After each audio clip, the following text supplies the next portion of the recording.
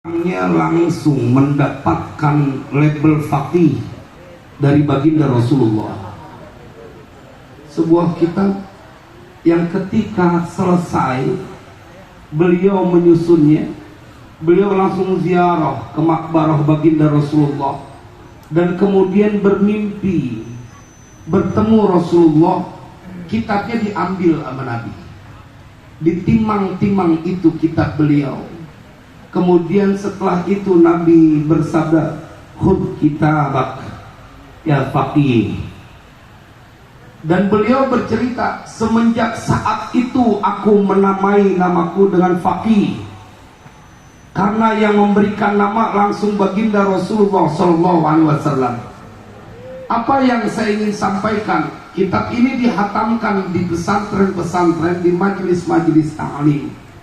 Tanbihul Ghafili, ketika beliau bercerita bahwasanya seandainya saja Allah tidak menyebutkan di dalam kitabnya, di dalam Al-Quran, tentang sebuah kehormatan atau kewajiban menghormati orang tua, dan Allah mewasiatkan kepada anak untuk berterima kasih kepada kedua orang tua, maka niscaya bagi mereka yang punya akal, mereka tahu bahwa berbuat baik kepada kedua orang tua hukumnya adalah wajib.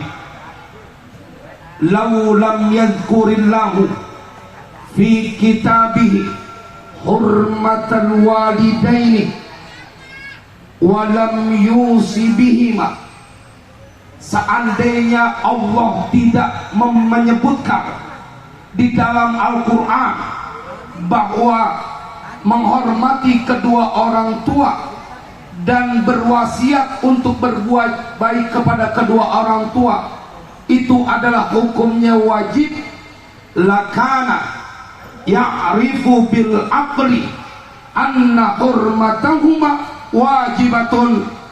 Niscaya setiap orang yang menggunakan akalnya, dia akan tahu bahwa menghormati kedua orang tua, berbuat baik kepada kedua orang tua adalah hukumnya wajib. Ente jangan baca Al-Quran, ente jangan baca hadis, ente pakai aja akal, niscaya ente bisa menyimpulkan wajib seorang anak berbuat baik kepada kedua orang tua. Disuruh pakai akal aja, apalagi sih pakai dalil Al-Quran, pakai akal. Siapa yang paling banyak berbuat baik kepada diri kita kalau bukan ayah dan ibu kita? Tidak ada seorang ibu yang tidak pernah memberikan jasa kepada anak-anaknya.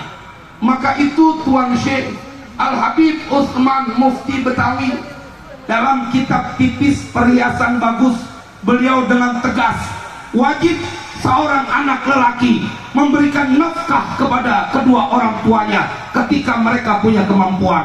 Sallu ala Nabi, sallu ala Nabi. Ini yang perlu saya sampaikan, wajib.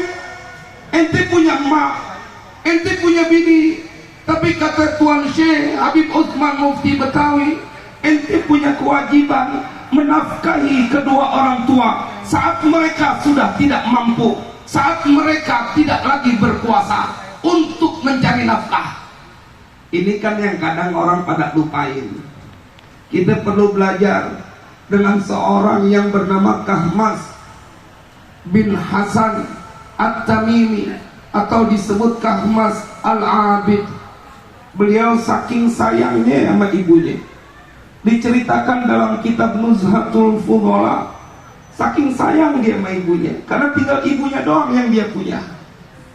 Dia punya ayah udah meninggal dunia, dia punya ibu satu-satunya.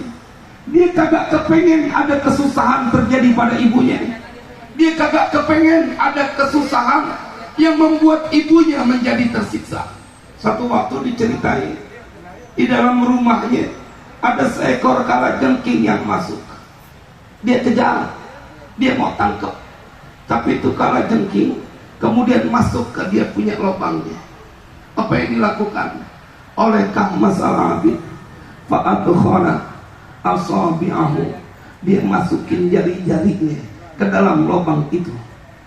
dan akhirnya dia disengat oleh kalajengking. Saat ditanya, kenapa kau lakukan itu? Kau membahayakan dirimu sehingga jarimu disengat oleh kalajengking. Dia berkata, aku tidak ingin ada seekor kalajengking yang akan berpotensi menyakiti ibuku. Lebih baik diriku yang tersakiti, asal ibuku dia terjaga dari segala kesusahan. Sallallahu alaihi Nabi. Kita perlu ibu bapak untuk belajar bersilaturahim kepada orang-orang yang Allah buka hati mereka sehingga tahu betul bagaimana dia harus berbuat kepada kedua orang tua. Kan anak biasanya demennya minta melulu sama orang tua, betul apa enggak? Bahkan udah punya anak, udah punya cucu, masih juga ngarep dari orang tua, nyenengin belum bisa, terus sampai masa tuanya